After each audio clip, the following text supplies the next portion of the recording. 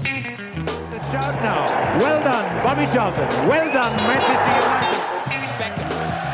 It's a Sheringham. And Solskjaer has won it. And it's saved it. United again. Rooney. A magnificent goal by Robin van Persie. Hello and welcome to United Hour, your official Red Cafe podcast for all things Manchester United. I'm your host this week, David. I'm Colm. And I'm Jamie. Awesome, welcome along guys, and in true Manchester United supporter style, not one of us from anywhere within 3 hours of Manchester. Fantastic. But so today we're just going to be talking all things transfer related concerning Man United. So all the potential incomings and who we'd like to see go. Kind of first, guys, I'll just get your thoughts. Are you guys transfer muppets, or do you kind of not care and you'll just see who we sign and get ready to go for next season and that's that, or do you get heavily involved in this? You go ahead, Jamie. Oh, I'm definitely a muppet, mate. Absolutely. And I think anybody who knows me on the calf and speaks to me often sees me in the individual player threads talking up the sources and putting the wee smiley faces, absolutely champing at the bit for more information from in the knows and journalists. So yeah, I'll definitely count myself as a muppet. Yeah, what about yourself, Colm? I'm less proud of it than Jamie, but probably right up there, in fairness. I'm certainly nowhere Nick, who just point blank refused to be on this podcast because, as we know, if it ain't on BBC, he's not interested. But no, I do like, I just, in the absence of football, I need something, and I'm quite happy to sit and read transfer rumours, but I take them with a huge pinch of salt. I think there's a lot of I get very frustrated at a lot of, I think, just media nonsense where they'll basically write a story arc before any information exists. And, the same, journalists will come out and say this is happening and then they'll say it's not happening and they'll say, and it's all just degenerate clicks from United fans, which they know they'll get. And it's always us because we're the club that everyone, the most supported club, and we will generate the most clicks. But broadly, I mean, I love it. I love the thought of new players coming in, and I do get very excited, even though with our negotiating team at United, you probably shouldn't be that excited these days, but we do all right. I think I'm just probably somewhere in between the two of you. I used to love it much, much more, the transfer season, but now the way journalism seems to work, and it is based on get as many clicks as you like, it's just hard to take anything seriously. Like if you go back to kind of mid-2000s or even early 2010, when you saw a rumour, usually there was like a 75% plus chance of it actually happening. Now, I mean, I don't know how many times we were linked with Nico Gaitan. I'm not even sure if we were ever in for him in the first place, but it was just the same journalist year on year, or Man United are in for him. So just over the years, it's became something I pay less attention to, just because 99% of it seems to be made up to get those clicks. But before we go into it, are you guys under the impression that we really need to overhaul our squad? Obviously, we had a strong finish to the season. We're back in the Champions League. Things are looking good for us, definitely off the field as well. I think we were one of the better performing sports organisations on the planet for how we dealt with things during the lockdown off the field. But seeing the improvement that the squad made and how well the players seem to be gelling under Ole, do you think that the revamp within the squad is really? Do we need to spend a lot of time on it? Do we need 4 or 5 players like we seem to need the last few seasons, or is it just a couple of signings to take us that next step? What do you think, Colm?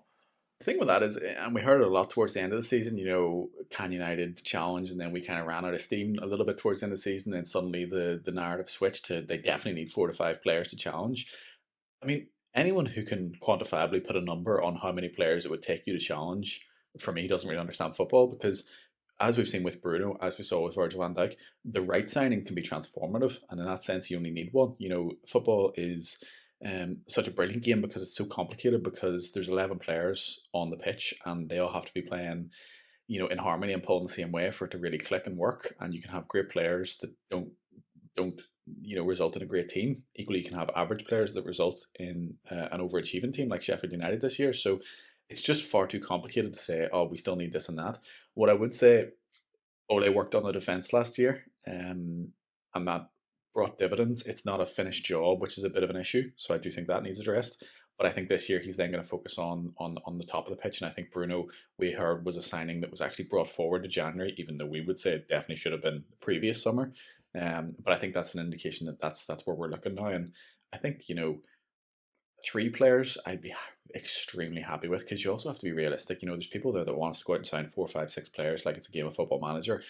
It's just so rare you really see that, particularly with United. So I think if we got 3 this year, this summer, I'd be extremely happy.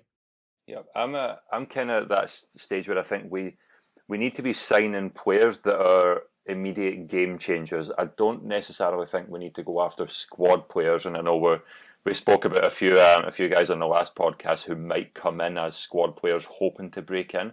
I'm thinking that this window we should be looking at closer to the finish article. I think there's a bar, I think, that everyone has to be over. And I'm sure we'll talk about it later. Jack Grealish is a great example, but I think there's now a level of player, and it's different, depending on the age of the player and stuff like that.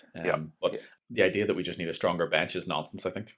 Any signing that we were making was probably coming in thinking that they'd be in our first 11. Like Bruno knew he was going to come and walk into the team. I think any player coming in now doesn't necessarily have that guarantee, because our first 11, our strongest 11, it worked well for us. And I can't see, I know Matic is getting on, but I can see him being right now the go-to defensive midfielder. So if we're looking to strengthen there, whoever we go for, if we do go for that position, is going to come in knowing that they're not going to walk right into the team. And I think that's a huge difference this transfer window to others, is the players we sign are not guaranteed to start because our first 11 is pretty strong. What about yourself, Jamie? What are your thoughts? I kind of spoke about it on the last podcast I was on, where I was saying, if you look earlier in the season and you're missing Pogba, obviously we didn't have Bruno. We had other players injured at times, such as Martial. Then you had Rashford out at other points. Some of the defenders have just picked up niggling injuries all season. And I said that you can clearly see with the 11 that we have, which is the strongest 11 by far, we can't trust the bench to either see us through games, or we can't even give the first 11 a rest and rely on a lot of the players in the squad to help us get through 1 game or 2 games. So instead of thinking of it as squad players, I agree with you, David, that we need to sign players that, okay, they don't know they're going to come in and be guaranteed number 1. We would rather be going after players who are going to come here and challenge themselves and try to push themselves into the consideration to be in the 11. So yeah, Matic is number 1 right now in terms of that defensive midfield position. But if we were to go and say, I don't know anybody off the top of my head, but if we were going to try and sign a player to come in as cover, I wouldn't necessarily like that. I would try and sign a player that's going to have the desire to push themselves on and try and take Matic's place, because competition is what makes the team better as well. Yeah. And for as by an example, I'm reading Michael Carrick's book at the moment, and in one of the chapters, that's what he speaks about. When he first moved to Man United, yeah, United spent a lot of money on him, but he came in and he wasn't the automatic starter. He knew the level of the competition in the squad at United made him better and made him fight harder and made him train harder in order to get into that team. And that is what we need to be doing. It's not just focusing on squad players. It's focusing on players who are going to improve us and who are going to challenge themselves to get into the team and to raise the level of competition to push everybody forward. I hugely agree. And also I think, just to touch on that as well, it's about the age and the attitude, I think, for me, in a lot of ways. Definitely. And it's something that I really trust Ole with, because we've heard reports that he is meticulous and that he has this thing like Fergie had, where someone's character is as important as their ability or their price tag or whatever else, where they're coming from, which is something that we, dramatically deviated from in the post-Fergie wilderness years, that hopefully we're exiting. But, there's chat about him speaking to Wan-Bissaka, 4, 5, 6 times on the phone at length before we signed him. And we are seeing protracted and drawn out negotiations. And maybe that is just in part due diligence as well as tight-fistedness, which is definitely the other part of it. But I'm a big fan of that. This is a very youthful United side, and it looks to be moving even further in that direction, which I really like.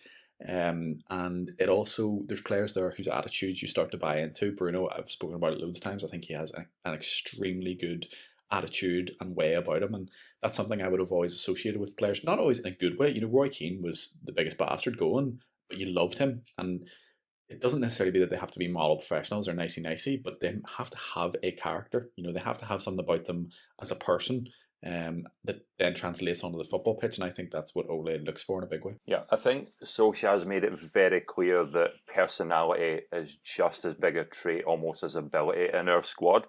And like doing his due diligence on Wan-Bissaka, stuff like that. He's doing his homework. He's making sure that any player that we do go for is going to come and slot in quality-wise, but also not disrupt the dressing room, is going to be a good example for the younger players coming through. So I love that he's taken that approach and not just necessarily saying, oh, this guy plays well in that position, let's just sign him. He has to be a fit for the club as well. And that is something that we lacked over the better part of the last decade, was personality throughout the squad. We always had one or two big personalities, but we never had a squad that seemed to gel very, very well together. And I said this before, you see when the players celebrate goals under Van Gaal and Mourinho and Moyes, compared to the way they celebrate under Solskjaer, that's a squad of togetherness. And I think he's been very, very meticulous in making sure anyone coming in is going to have the right personality to get along with the squad.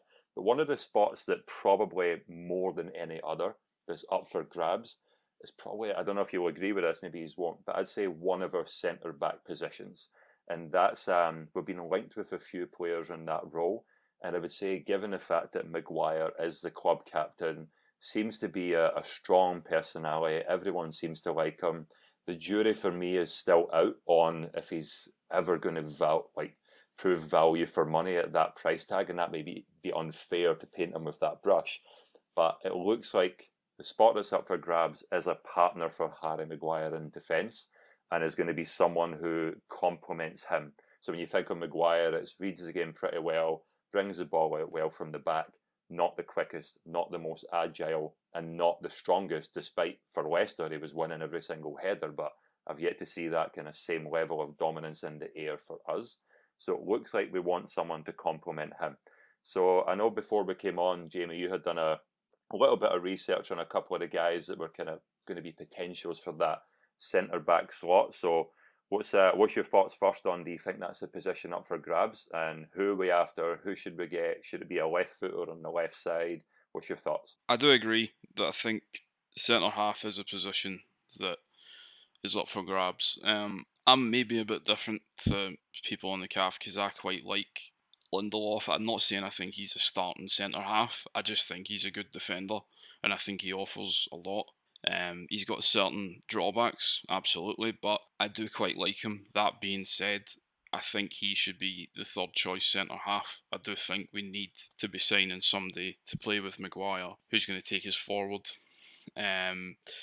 Maguire, I kind of agree. I do like Maguire as well, but I'm just not convinced 80 million was the right amount to be spending on him last year.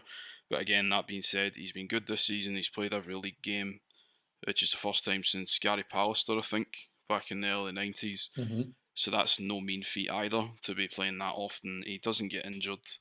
He should have scored more goals, I think we can all agree. So there's certain things he can improve on for next year, but I think his spot's pretty safe.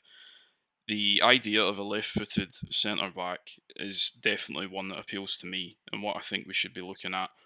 And two of the players that I've kind of done a wee bit of research on, one of them is Gabriel, who is plays for Lille. Yeah, according to Insider.com, he was actually in the League One team of the season as well. And obviously, with less games played in the league due to COVID, he still made 24 appearances this season. He was part of a team that's kept 12 clean sheets. He only had 3 yellow cards and he contributed with a goal. If you look at those stats in isolation, it doesn't really mean anything. But if you look at it and say, well, he's part of a team that's kept 12 clean sheets, he doesn't have many yellow cards, he's only got 3, which means I would say his temperament's good. He doesn't dive into tackles. He's very fast. He's very strong. He's only 22 years old. He's a young guy, so he'll be improving all the time as well. And according to some of the sources we've seen today, he's priced at around 30 million euros, which in this market is quite a good price for supposedly a young star in French football. And just to kind of direct people's attention to Mohamed Bouhavzi, who is a great source for French football, he has clarified this morning that agents of the player have been in the UK and are meeting Man United. It's only discussions at this moment, and Napoli are ahead, but Man United can bring a lot to the table with the Champions League being secured, with the promise of wages, with the promise of getting into a competitive side and helping push us on. So, from what little I know about him, I do think that's pretty good information so far. And if that ends up being a purchase, I think we could be quite happy with that. I don't know what you guys think, if you agree. I definitely agree, and I like Lindelof as well. I think he defends in a lot of ways that people don't appreciate intelligently and in a way that results in no kind of tackle that he has to make, but or forcing a player really wide and stuff like that. So there's a lot good to be said about Lindelof, but we definitely need to strengthen. And I'm really happy that we're looking at this profile, or I think we're clearly looking at this profile. Obviously, we don't know, but just from who we're rumored to be looking at, Gabriel being one of them, we're clearly looking at the profile of a young, dominant left-footed centre back. I think that's pretty obvious. We're linked to at least three at the moment. I'm really, really happy with that. That's what I would want, because I don't think we need to buy another £70 million player to go beside Harry Maguire, and I certainly don't think we need to buy from the Premier League. So to get some of Europe's best talent at a time when maybe the French league isn't just super flush with money, to me is just exactly what I would have wanted from this transfer window. There's obviously Gabriel, who looks a really exciting prospect. We have Badia Chile, I think he's called, another French centre back, quite similar, playing for Monaco, and the last player we got from Monaco is not doing too bad.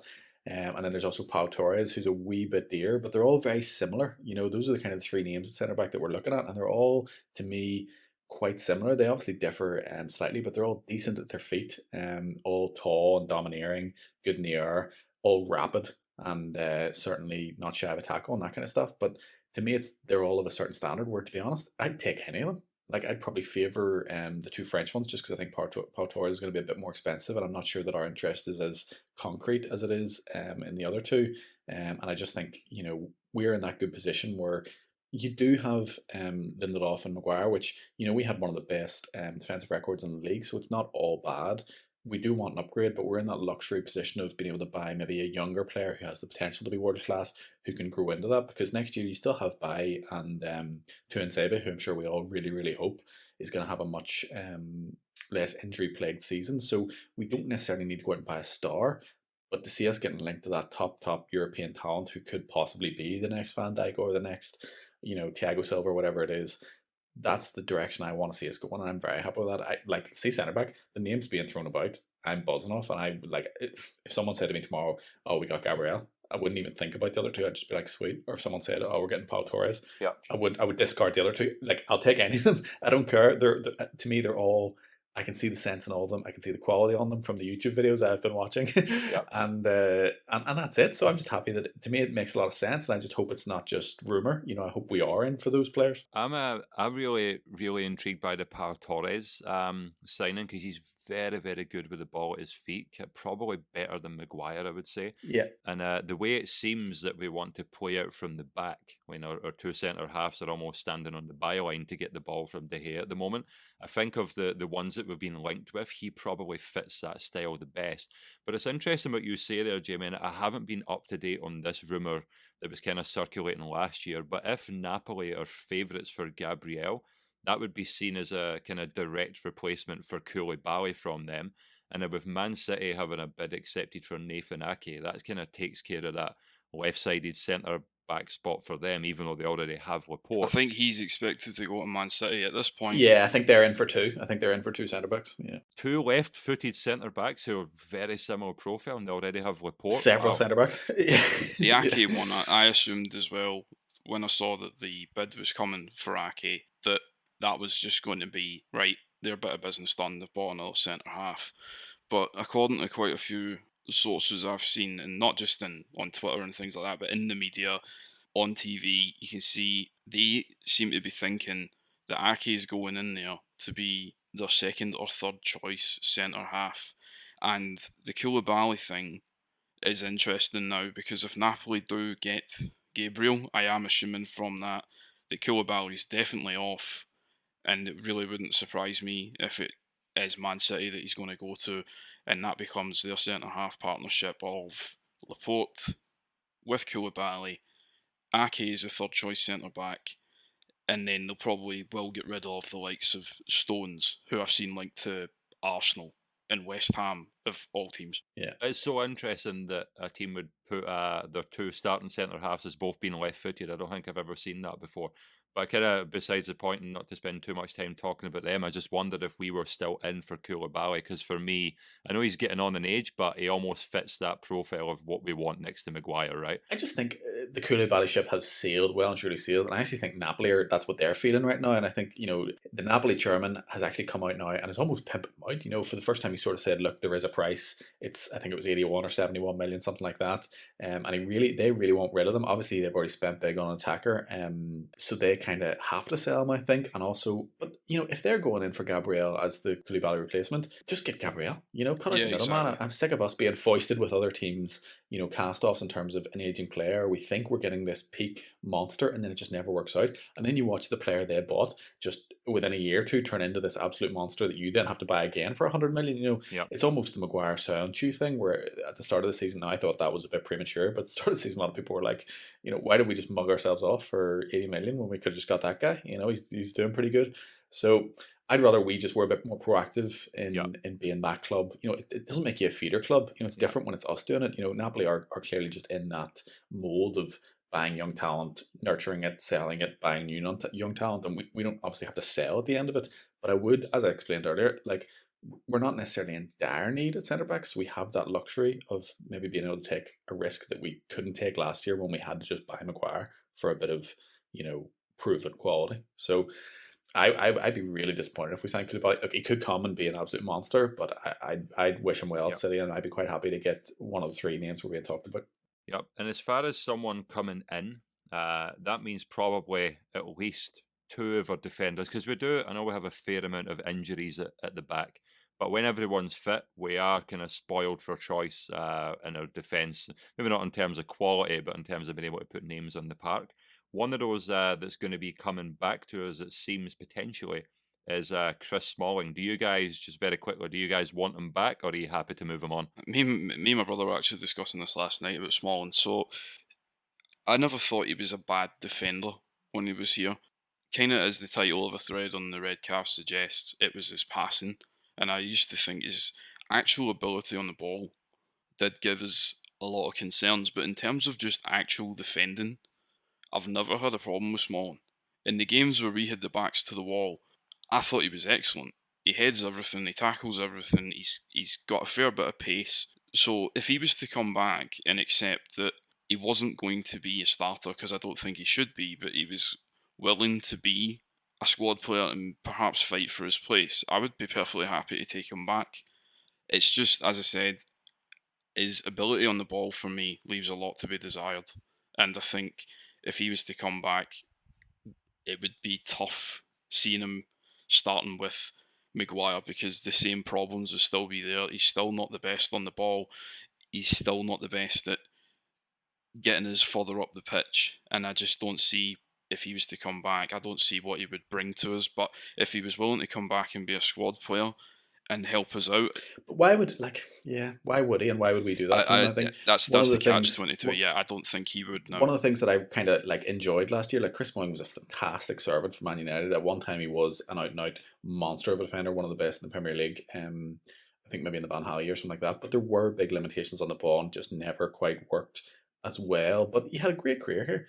But he wanted to go, he wanted to change, and he's blossomed in Italy and done fantastically. I was really surprised to read this morning that Roma aren't going to pay up and that that's it. It's been severed. I don't know if that's just a bit of hard negotiating, but I think he will find another club, whether it's in Italy or England or whatever else. But you very much got the feeling last year that Ole was unhappy to have to let him go instead of others, but that Smalling wanted to go and we wanted to honour that. And I don't see why that would be any different this year. I don't think Smalling wants, at his age and looking at United, to come back and be second fiddle to anyone, even if it meant, being at a better club or winning trophies. I don't think he's that bothered. I absolutely respect him for that, though. Yeah, so do I. I think it's a really nice stance, and I was really happy that we, took the hit on that one, and we will do that. We will take less money to, I think, be good to him in that sense, in getting him the move that he wants, which is the way I would like to see it play out. And I still think he'd be at Roma next year. I think it's just a bit of paper talk and hard bargaining, but it did seem like a complete, dissolution at this stage this morning. But I just see him getting the movie once and carrying on. I think that'll be absolutely fine. Hopefully we'll get rid of a few others as well that I won't be as sad to miss as Chris.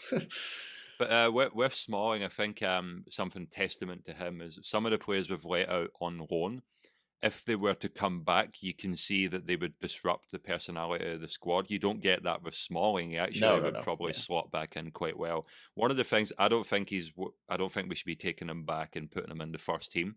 But in his defence, I think the way that that Matic has been playing for us recently, where he kind of drops deeper, gets the ball, almost makes it 3 centre backs. I think Smalling would probably benefit from that, because when he was playing with us, we were usually playing with 2 kind of more defensive-minded midfielders, but who weren't always close enough to Smalling, so his distribution was really shown up.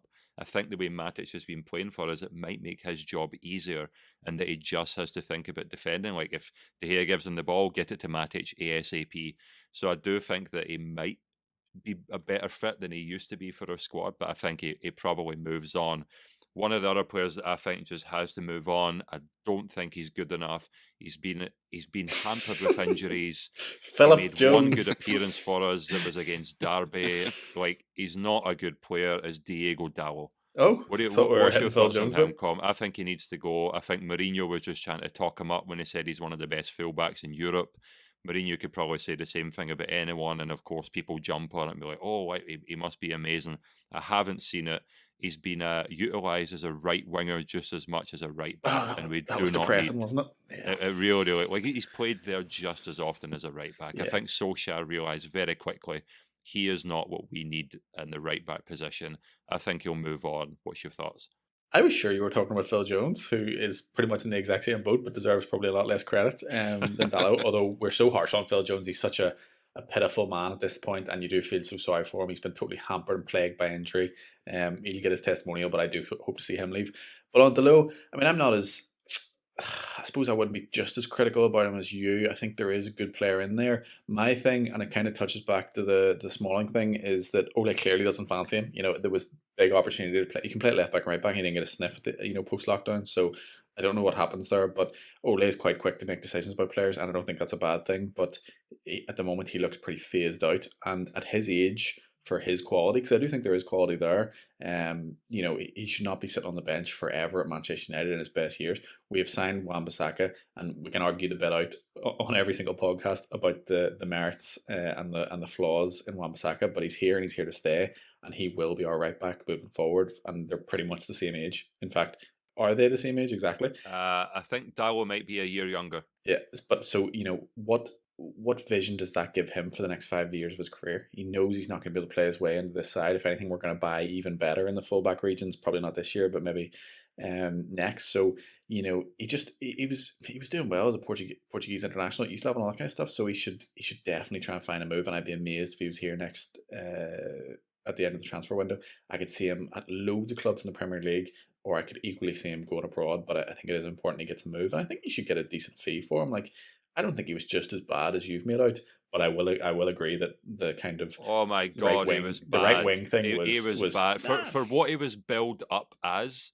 He had one decent game for us. Well, he has very good delivery, and he has good feet in terms of step overs. He's better on the ball than Wan-Bissaka. Don't even come at me, because he definitely is. It's everything else. It's everything else that's the issue. I'm not sure he has the engine. I'm not sure he has the physique. I'm not sure he's all there defensively. And he just seems a bit meek. He didn't really ever grab that opportunity, But he's technically a sound footballer. He got us the penalty against Paris Saint-Germain. He did, to be fair, but it was also one of the most contentious penalties since VAR came in. Like, the ball was going about 100 yards out of the stadium, and we somehow got a penalty out of it. He stood out in one game, and it was against lower opposition. And I remember on the CAF after this, everyone was like, this looks like he's going to be like one of the best young right backs in the world. There might even have been a Fred Dallo versus Trent Alexander-Arnold at one point. And it's just, he hasn't kicked on. I think he's that really good example of the jump from youth football into senior Premier League level. And I just don't think he's up to it. Maybe he goes to a smaller team in the Premier League. Like, he might be a good Max Aarons replacement. If Max Aarons goes to Bayern Munich, which I saw was a pretty credible rumour, he might be a good replacement for something like that. but not upper Premier League level. Maybe Championship or lower Premier League is where he's going to end up. I think he'd be better abroad. I don't know that. I think the Premier League is in part the problem. I think he just lost confidence and got lost in a few games. And I wonder if it is just that extra physicality and the speed of it all. Yeah. And maybe he just needs more time. I don't think he should be written off as a footballer, as a pro or whatever. But I do think he'd go this summer. Yeah, I hate to be too harsh on him, but he expected more. I just expected more. It makes me disappointed in how he's done when I see Pereira at Leicester as well, because agreed. Seeing both of those players leave Porto in the same summer, I was excited by the fact that this was a young international player who looked like it looked like it was going to be a sound investment. And seeing how... But Pereira was their starting right back. Oh, no, I understand that. Youth product, I understand that. I just mean Leicester went and signed Porto's starting right back for not a great deal more than what we paid for Dalot. And just seeing the difference in how well Pereira settled, how solid he looks when he plays for Leicester, as opposed to Dalot really struggles, like you say, with him. I don't know if it's the physicality of the league, if it's something else, or if it's confidence, because let's be honest, confidence is massive for players as well. It is massive, and I'd make the argument that he hasn't just had the best crack at it. I think us signing Wan-Bissaka was the nail in the coffin. Yeah. And that's Ole's boy, and that's the way it is. So I wouldn't. I feel like I have to stick up for Dalot here, because I wouldn't lump too much blame on him the way the two Scots are, like getting the kicks in. Do you know what I mean? But hey, I gave him credit. I think it just hasn't worked, and ultimately we're all disappointed because he was kind of a new look right back that a lot of us want, that real ball playing right back, that he probably could maybe become or that we thought he might be. But I don't know. It's just one of those things where probably the wrong move, a few wrong managers. Dalot's probably a great right midfielder in a 4-4-2. Probably suits his playing style a bit more. Doesn't have to worry only about defence. Whips a good cross in. Can play both sides. I don't think he'd ever give you enough. I think that's kind of the problem. I don't know that he's a particularly brilliant right back. Colm sticks the final nail in the Dalot coffin with him putting him down. Love it. Awesome. No, Dalot for me, he can move on, and I don't think we'll be losing out on too much. Similar to the way I felt about when Januzaj left. I know there were a lot of people up in arms and thought he was a future Ballon d'Or winner. I think it'll be a very similar trajectory with Dalot, that he'll end up at a small... I don't think anyone's saying that about Dalot, in fairness. Yeah, exactly. But the other kind of player in defence I think we definitely will see the back of is Marcos Rojo, which is a shame for on-field entertainment, because he was one of the spurts of enjoyment during our wilderness times over the past few seasons. Always good for a laugh, but I think he moves on, and maybe we replace him with a left-footed centre-back. I think Ole kind of hinted as much at that as saying, well, we need one because Rojo's gone. But you guys, Jamie, you sad to see the back of Rojo? From a comedy value, yeah. I saw a tweet as well saying I think he's just going to refuse to return to Man United as well.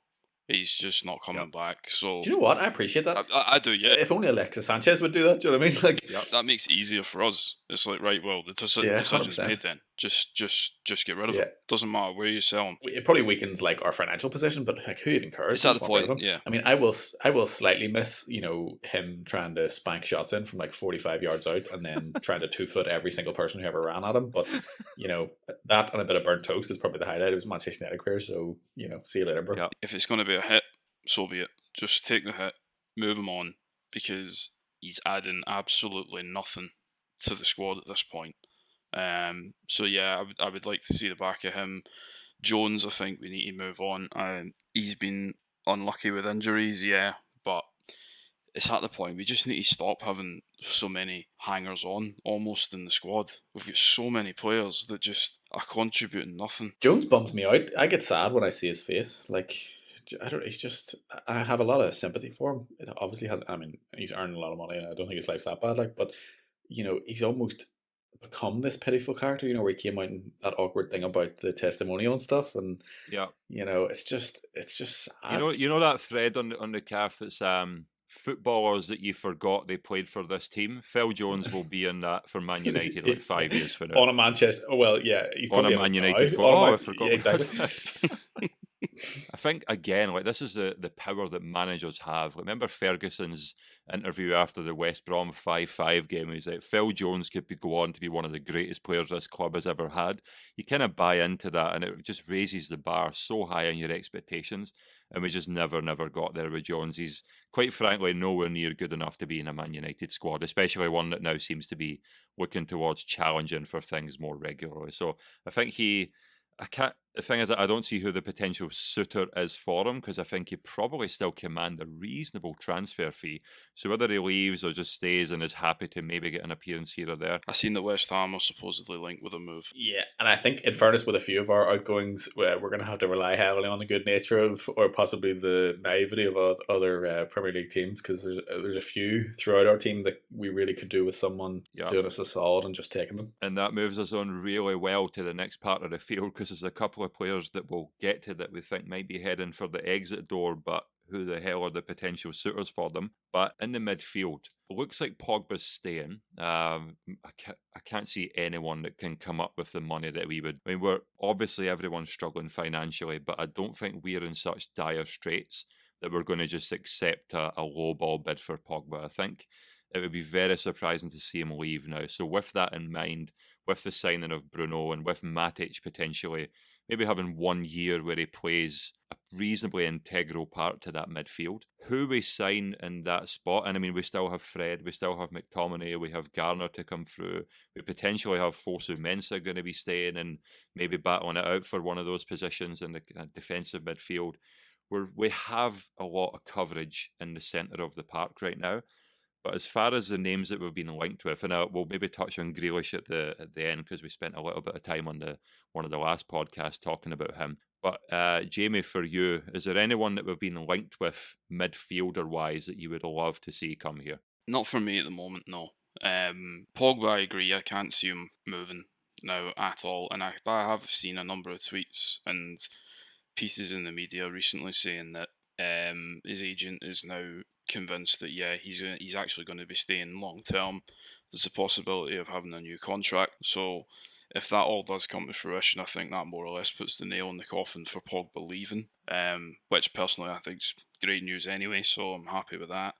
With the other players we've got, such as Bruno, Matic, McTominay, Fred, and even Fosu Mensah as kind of the much deeper squad option. I haven't seen anybody we've been linked to, not so much in terms of a name that excites me, but more because I think it's an area that we're actually pretty stocked in, and I don't think there is a desperate need at the moment for somebody in that midfield role. I would only be interested in going for a player if, I don't know, if some name of a player come up and it was a reasonable fee that wasn't going to impact our other business. That's when I would be interested in it. But for the time being, I think we're fairly well stocked, and we've got much bigger concerns in other parts of the squad for me. Yeah, what about yourself, Colm? Yeah, I agree. I think it's a bit of a shame, but I understand it. So I think we do need a DM. We spoke before that maybe Fred particularly isn't maybe fitting that role. McTominay might grow into it, but I think just having Matic in that position, whilst we do have a stock midfield,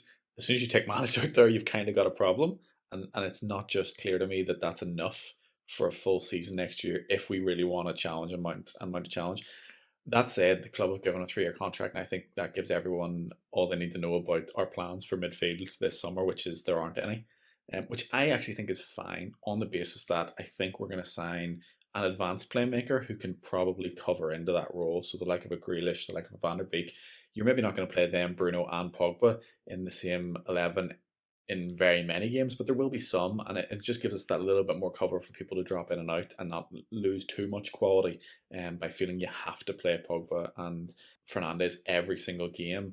I think we'll then probably look to DM next year. I think that's probably been earmarked and set aside. We're happy to park that for a year, but I do want to see someone come into that role, and I've said before it's a specialist role, so it takes, I think, a lot of thought, and you have to make sure you get the right guy. And we spoke about Neves before. There'll be other players out there in the market, but I don't see anything happening this year, which is probably fine. It's probably fine. I don't think we'll be too light in midfield. And I also think McTominay and Fred deserve a chance to regain their form, because for 60% of the season they were both extremely good broadly, and they both have a lot to give. So I think they should be given a chance to kind of fill that depth chart before we start to throw in more players in that position. Absolutely. If I was Scott McTominay and Fred, I would ask Michael Carrick if I could move in with him and just get every single piece of advice I possibly could about playing the Carrick role. Because after this season, I think that role is up for grabs. I think Matic becomes more of a, maybe even this season will be used sparingly, but I think that is the role in our team which is up for grabs the most. And McTominay and Fred, for all the qualities that they don't have that Carrick-like awareness of the game yet. And I don't know if that's something you can all of a sudden just become better at, like your reading of the game, your positioning. Like, I was a huge critic of Carrick in his first couple of years, and then once you start really paying attention to him and you go to some of the games and you watch his movement and his intelligence on the field, you almost can't buy that. But I feel like having him around the squad every single day, he's going to be passing along, especially to the midfielders, that specialist knowledge of what it takes to play that role. And really, it's the only position on the pitch where I think we do need to look at strengthening long term.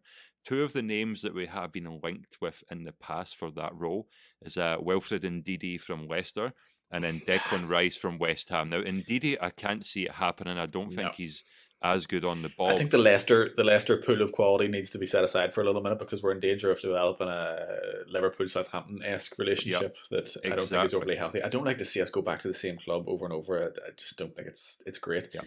Declan Rice is another conversation altogether. I've been very impressed by him this year. He was so good against us as well. Like just as he dominated our midfield. He did, and he gets every second ball. He's so tenacious. The help he gives his back four is unbelievable. Yep. He's so switched on defensively, and actually on the ball, he's a lot sharper and zippier than I probably give him credit for. Because there was talk of him last year, and I really wrote it off. I thought he was just, if he wasn't English, no one would care. Yep. It'll be interesting to see because I don't know that he'll just stay at West Ham this year.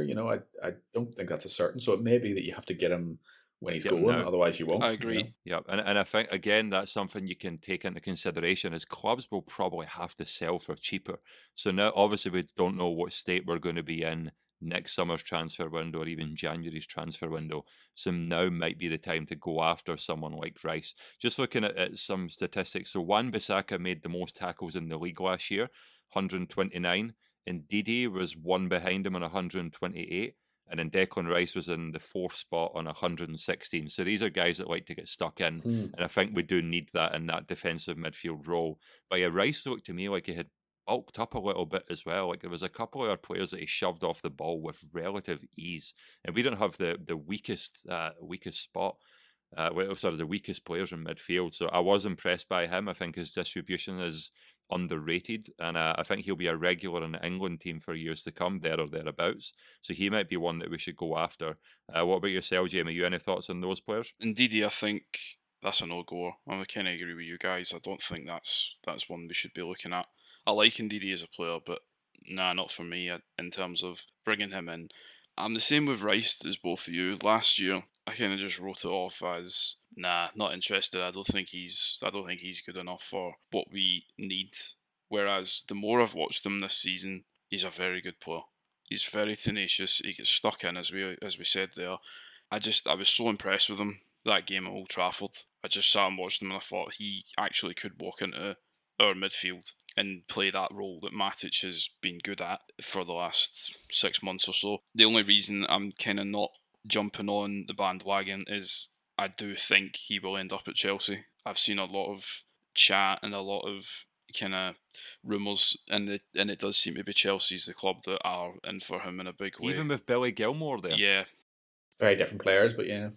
So I would like to, if you could get him, yeah, absolutely get him, because I think it would be a very good and very sensible purchase. But the only reason I'm kind of not totally on board with that is purely because the chat that I have seen does seem to be linking him quite strongly with Chelsea. Yeah, and it does seem like that's where he'll end up. Is he I know he came up through West Ham, but did I read he was a Chelsea fan somewhere? I don't know. Jadon Sancho is, and he's coming in now. So true that. Who cares at the end of the day?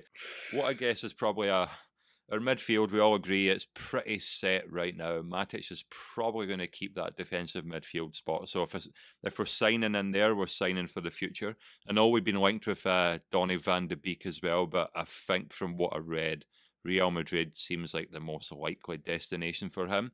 I feel like he's more of a Bruno or a Pogba type player than a proper sitting defensive midfielder. So I don't see us being in for him. But the outgoings in our midfield it's some of it is sad and might bring a tear to my eye, because we have to talk about where does Juan Mata now fit into the whole situation at Man United. Like, I absolutely adore the guy. He's one of the most likeable off the field characters I think we've ever had. Everyone is Mata's friend, but it looks like his days are numbered. And then obviously we have Lingard and Pereira as well, who look like they're on the way out. But we need to get rid of some midfielders, definitely from the creative kind of like number 10 spot. Bruno and Pogba are going to be in that role for the foreseeable future. So we're going to have to lose a couple of those players. So we'll go with Mata first, Colm. First, I'm sure you'll be devastated to see the back of him, but do you think he will leave, or do you think he'd hang around and be happy with the appearance here and there, or do you think he might be heading back to Spain? It's very hard to say. I mean, there was some links to Turkey, I think, there a month or so ago that seemed pretty substantiated, and then it all seemed to fall away. But it's very hard to tell. It's going to be a personal thing for him, I think, in terms of how he sees his legs and the rest of his career. I could see him retiring at United. I could see him going back to Spain. I could see him wanting to take a move for money. Not like that he's motivated by that, but just to eke out more years of the career. There's no shame in that in any way, shape, or form. He's not getting a look in at United, and then he'll get less of a look in next year. But you could roll him out for Carabao Cup and maybe the start of the Champions League, but I don't think he even really would. That said, he's a fantastic character to have around the place. I'm sure he's great in training. He's a great advocate for the club, and he's been nothing but a gentleman since he's been here. He hasn't really had the impact that we would have wanted, but he's just a class act and a brilliant footballer. I'd be very happy to see him go, just because I think I do want to streamline the squad. I just don't think there's any, and I don't like to see players sit around and not even make the bench. It's not ideal, but I think it's one that's just gonna have to wait up. By him, he could retire, he could stay on for another year. I mean, he has his contract, so unless we sell him, we ain't getting rid of him that way. So I think we'll just have to wait and see on that. But I couldn't call it either way. I think we'll just have to wait and see what he plumps for. Yep. And then I think you've covered it pretty well there on Matacom. But Jamie, your thoughts on Jesse Lingard and whether he'll depart this summer or not? Now, I've kind of revised my opinion on him based on the fact that he scored with the last kick of the ball against Leicester to get it. And I know he ruined so many people's bets. But there was a piece that I read, I think maybe a couple of days before that game, where he had really gone in detail about some of the struggles he's had in his personal life. And when you hear, because obviously you only get limited access to footballers, but when you hear them give heartfelt interviews and give really insight into their personal life, and he's gone through a lot, it did give me some sympathy for him. Now, obviously we all have our opinions on his quality, but are you prepared to cut him any type of slack given his problems that were going on off the field? And would you be okay with him staying around the squad next season, or do you want to move him on? First of all, I was the same with regards to him scoring the last kick of the season practically for us. I thought it was brilliant. I was chuffed to bits for him because he has had a horrendous time of it lately. So it was good to see that he got his goal. That was good. I also think the last couple of times he's played, he's actually been not bad. He's came on and he's had plenty of endeavour. He's tried hard. As I said, he got his goal in the last game. And from a personal point of view, yeah, it was kind of sad reading the struggles that he's had, and I think too many times we as fans forget players are people at the end of the day. They struggle just like how everybody else struggles in life, and it's all well and good saying, "Oh, they earn a fortune, this, that, and the other. They should put up with it. They should just get on with it." It's hard at the end of the day when you're having struggles like that off the field. So that kind of brought it back round to me a wee bit. Yeah, you're like, yeah, you need to give players slack at the end of the day because it is difficult. But all of that being said, I do think it's time for him to move on. just well, it was going a different way there. He's a good player on his day, but I'm assuming you guys have seen that Eddie Howe's left Bournemouth. Yeah. Right. And I was talking about this with my brother, saying sometimes you just need a clean break and go somewhere else. And that's in life again, and not just in football. And I do think Lingard would benefit massively from moving away from United and just having a clean start somewhere else, whether that's in the Premier League or if it's abroad. Wherever it is, I think he would benefit massively from just going somewhere and just starting again in terms of rebuilding his career. Because at one point he was in the England squad a lot. He was in our starting 11 a lot. And he was reliable a few years ago in terms of if we put him in the big games, he was scoring goals. He was consistent against the big teams. And it's just fell apart for him here recently. And I don't see him getting back into the starting 11. And I don't see him being happy with continuing to just sit around on the bench and things like No, that. I think there probably is a squad role for him, but it would have to be much more Yeah. of a squad role to satisfy him, I think. And I'm not sure we could promise him that, particularly if we do get more, you know, if we bring Sancho in or if we bring Grealish in, are you going to bring Greenwood off the bench? Are you going to bring Lingard off the bench? You know, obviously it depends on the game, but you're going to favour Greenwood far more. And, you know, I think that's just going to become more and more of a problem. I think one of him or Pereira has to go, if not both. Wee bit sad, but I think a lot of people would have thought it was maybe Pereira who's more likely to stay, and obviously it depends on who's willing to buy them and what their contract situation is and what they want.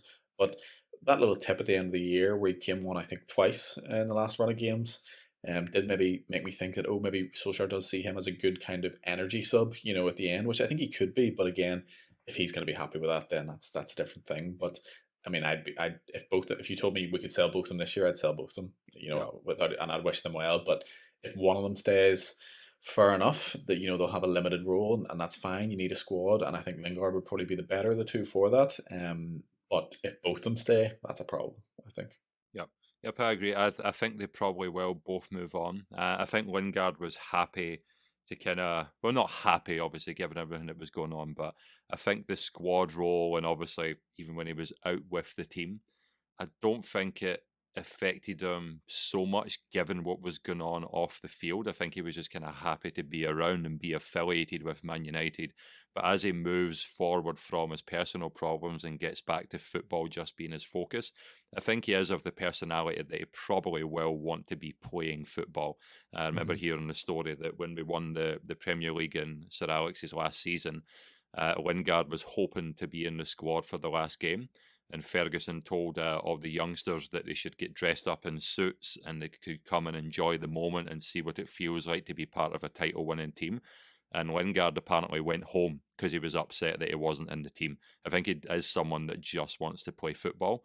And I think as he moves forward from those off-the-field problems, that's what he'll want. And I can see him succeeding somewhere like even maybe a Southampton, maybe an Everton, but I don't think he's of the level required for a Champions League and title contending squad. Did you see he quoted Michael Jackson in his Instagram post there last week? No, I didn't see What?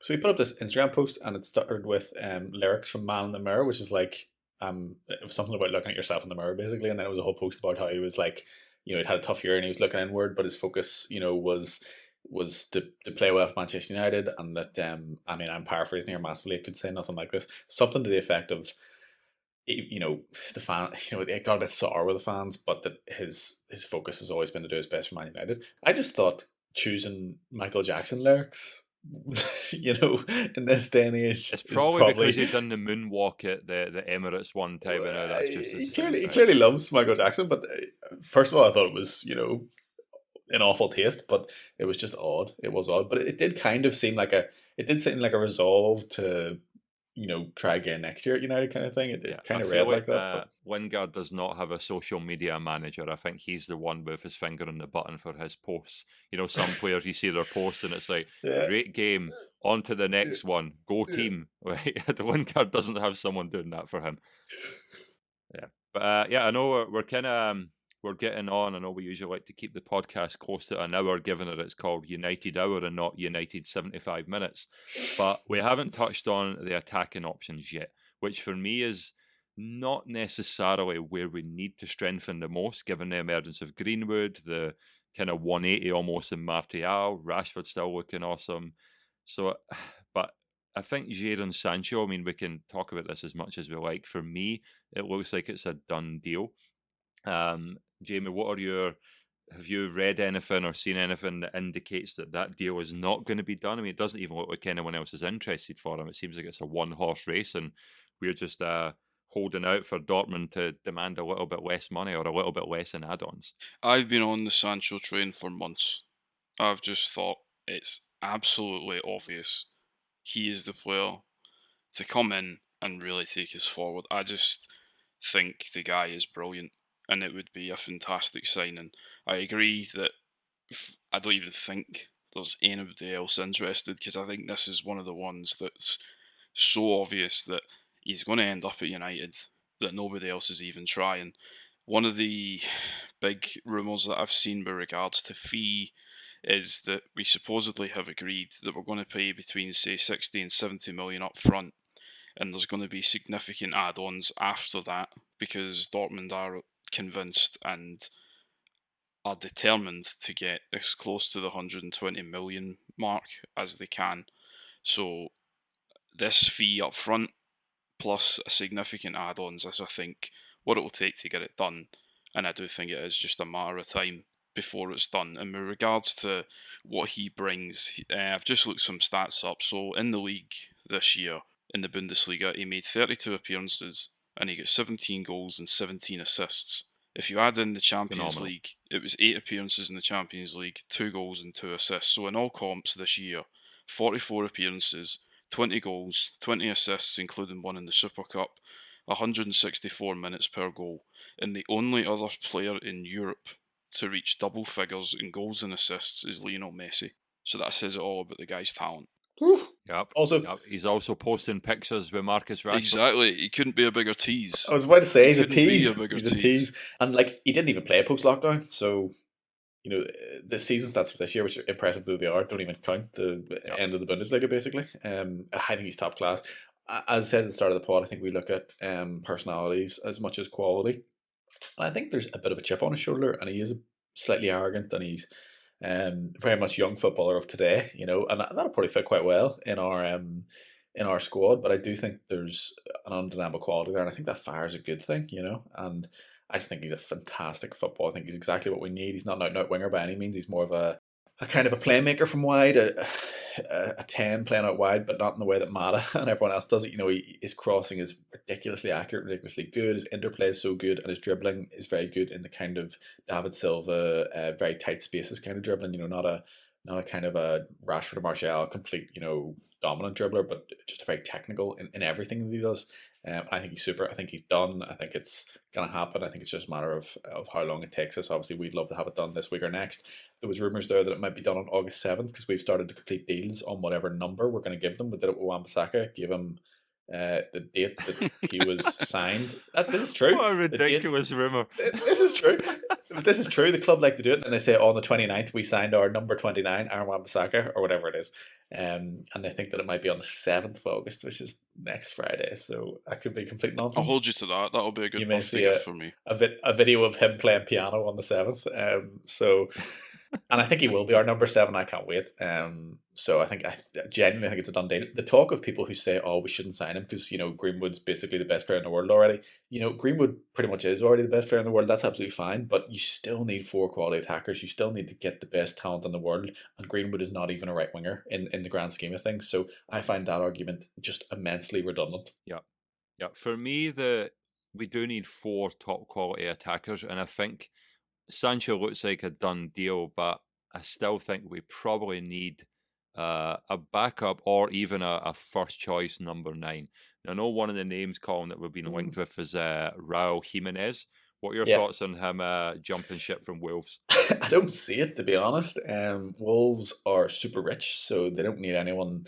You know, they don't need to throw anyone under the bus to try and raise funds. I don't believe. And I think he's very happy there. I watched a video of him doing his baby gender reveal at Molyneux, and then I read like an interview that was kind of going on about how much he'd ingratiated himself to the fans locally, and that he and his wife had really, you know, taken to Wolves as a club and as a community. So I don't really see it. He's aging. I think he's 29. He's a super player. I think he's very much, for me, he's right up there with Harry Kane in terms of quality. I mean, I think Kane's one of the best 9s in the world when he's fit. And I think Jimenez, at a better club could prove that he is just as good. He is an absolute bully. I've watched him bully Lindelof and Maguire and previous centre backs for a couple of years now, and he always picks up every ball that's lofted towards him. He scores a lot of headers, scores a lot of good finishes around the 6 yard box, but he's also got a lot of quality. His volleys, his shooting from outside the box, his tricks. He literally is very rounded as a number 9. I think Yeah. he's exceptional. But Wolves, it's like it would be like trying to get Neves. You're talking silly money, and I just don't see that we need a number 9. I disagree with you. I think Rashford can play there. I think Martial's nailed on to start there. I think Greenwood can play there as well. I think he'll grow into that next year when he becomes more hardened to the league. So I think we need the right winger, which is Jadon Sancho, and I think we probably need the like of a Jack Grealish or something like that, just as a backup creative player that can probably fill a number of holes. More than we need a number 9. I'd be very, very surprised. And we still have a Gallo if you want that kind of real presence in a particular kind of game that Martial isn't cutting the mustard. Although the way Martial's played, I think that's very hard to envisage. That's a reason why Gallo's minutes really dried up, because Martial started doing those things that you probably would have wanted a Gallo to come on and do. And at that point, it's like, well, why bother? Yeah. And I might be starting a rumour here. I know it's someone that we have been linked with in the past. We had Roy Keane saying, just go out and get him 100 million, Harry Kane. But for me, there might be a big opportunity there. Now, Spurs, God bless them, but Spurs are going to be the team that suffer probably the most financially, definitely at the top end of the table. Their whole model was based on getting income from that beautiful, beautiful stadium with the best cheese on planet Earth. But that was what they were relying on heavily. And now they're not going to get that. I feel like an offer for Harry Kane, undercutting him a little bit, might be difficult for him to turn like down. why? I've got a lot of love for Harry Kane, but I don't want a striker that plays 9 months or 3 months out every single year. And I think there's big question marks over his fitness as he ages a little bit. And don't get me wrong, I think he's, as I just said, one of the best 9s in the world, and should have moved to a bigger club before now, I think. But I don't see it. I don't see him moving. I don't see anyone having the money to buy him. I mean, trying to get it would be 100 million plus off Levy. Even in Tottenham's situation, that's where I'm floating the rumour around. He might be there at a cut price. I don't see it. I don't see it at all. Okay, Jamie, what about a Gallo as far as a potential outgoing in January? It looks like he might go. We might keep him. What's your thoughts on him? I quite like a Gallo. I agree with Colm that the things that we would have wanted the Gallo to do, Martial started doing them. I mean, the hat-trick against Sheffield United, Yep. That's what Martial was doing in his first season and then lost touch with for a number of years. But now he's getting back into the frame of mind where he doesn't constantly need the ball at his feet. He needs to attack the 6 yard box. He needs to be the one staying in and around the defenders, looking for the mistakes, looking for the gaps. And Martial has excelled at that over lockdown period, and that's really promising. Igalo is, as you can see, I think it was the game against Man City in the build-up to McTominay's goal. Igalo is really strong, holds the ball up really well. I think he brings the other players into play really well as well. Just the little passes around the corner, the little touches off to the wingers. And yeah, okay, we might only have him to January, but I do think it would be invaluable having Igalo in and around the squad, even just for the next 4 or 5 months. It will be invaluable for the other strikers to learn from him a bit. Just on the other players you guys mentioned there, Harry Kane, would I love to get him? Absolutely. I think he's a cracking player, but I just don't see that being an option, unfortunately. Jimenez, I was really surprised by that rumour that started last week, and I saw it on the forum. I love the guy as a player. I think he's a cracking player. I think he's not maybe the most complete forward, but he's very close to it. I think there's a lot of very good aspects to his game. I do think it would cost an absolute fortune to get him out of Wolves, and I think it would have to be a fairly lucrative offer to him as well. Yep, agreed. And I think, like you say, how much money it's actually going to take to get some of these players. Yeah. I believe that for Sancho, the money is probably in the bank, but I would like to see the club be kind of smart with that net spend. So I think a lot of the players that could potentially be going out, I think we need to pay just as much attention, making sure we don't undersell ourselves as well.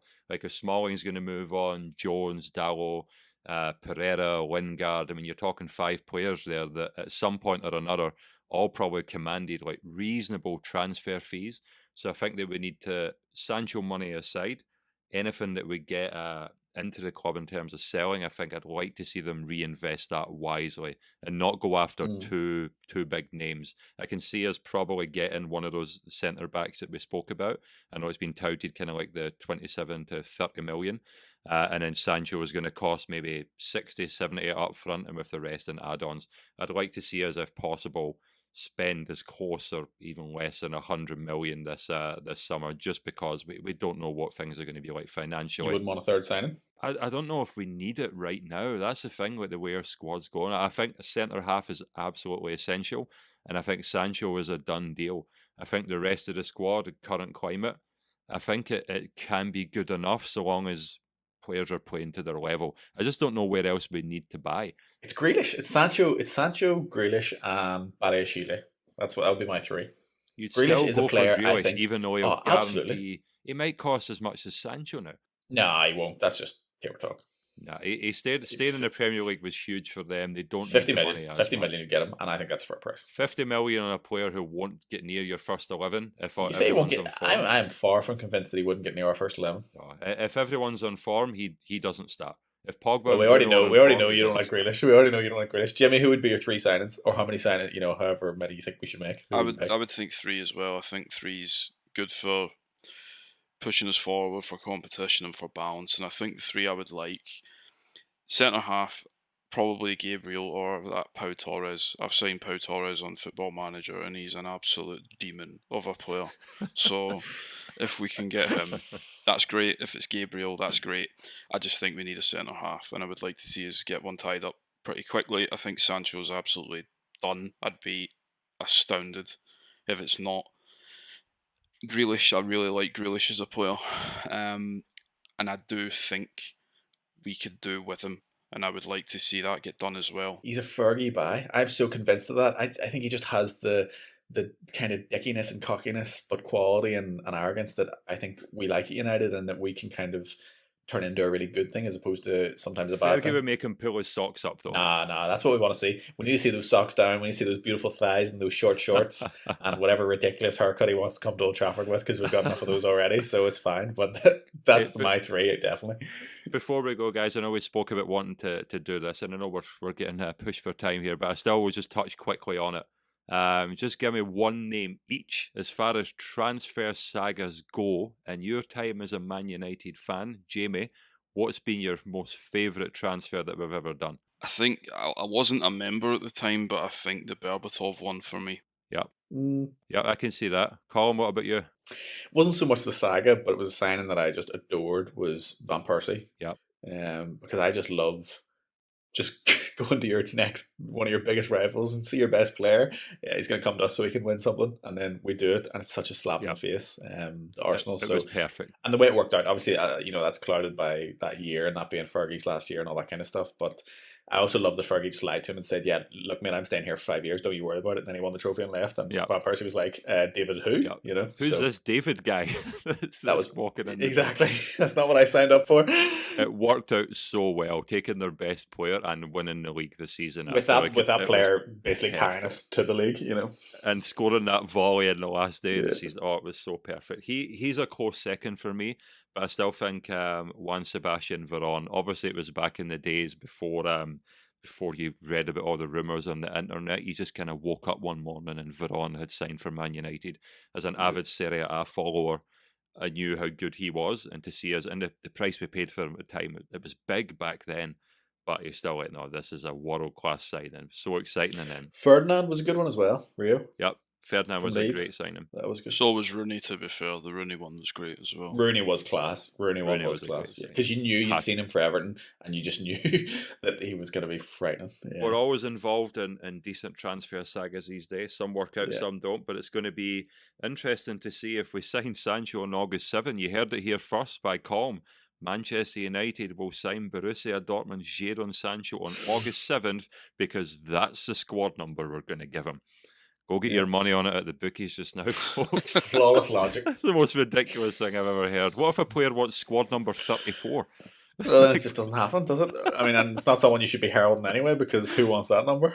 True. Wasn't Schweinsteiger 33 for us? He was 30. He might have been 34. I don't think he was 33. I know Matic was 31. So Just quickly, guys, have any of you guys seen this rumour about James Rodriguez? Yeah, and I'm not about that at all. no, that ship has sailed on his football time. career, let alone coming to us. That would be a signing we would have made 2-3 years ago now, even if you know what I mean, but there's no way Ole goes I for mean, that. 6 years No ago, way. it would have been an Nah. absolute dream of a signing. Yeah. Well, after the Yeah. World Cup, after He only 2014, shows up for World Cups. The rest of the time, he doesn't bother. yeah, class player, horrible attitude. But no, it's going to be interesting. Obviously, it's one of the sources of excitement we have. I think we're going to do another podcast post Lask demolition job. Just quickly, guys, what's your prediction for the home leg for us? 7, 8, 9, 3-0. 3-0. Jamie? 5 again for me. 5 again. Yeah, I'd like to see double figures on that tie. They were horrible team, and it really shows how far we've come. There were people genuinely concerned that we could beat Lask in the home leg. That's how far we've come in that time. Thanks a lot for listening, folks. Colm, Jamie, thanks for your time and your thoughts. Appreciate it as always, and it's going to be hopefully an exciting summer for us. 2 or 3 good transfers, and hopefully a couple of, harsh to call them deadwood, but we need to get a few people out the door. So yeah, we'll be back soon, folks. Take care, stay safe, and we'll speak to you soon. Cheerio. Good evening from me.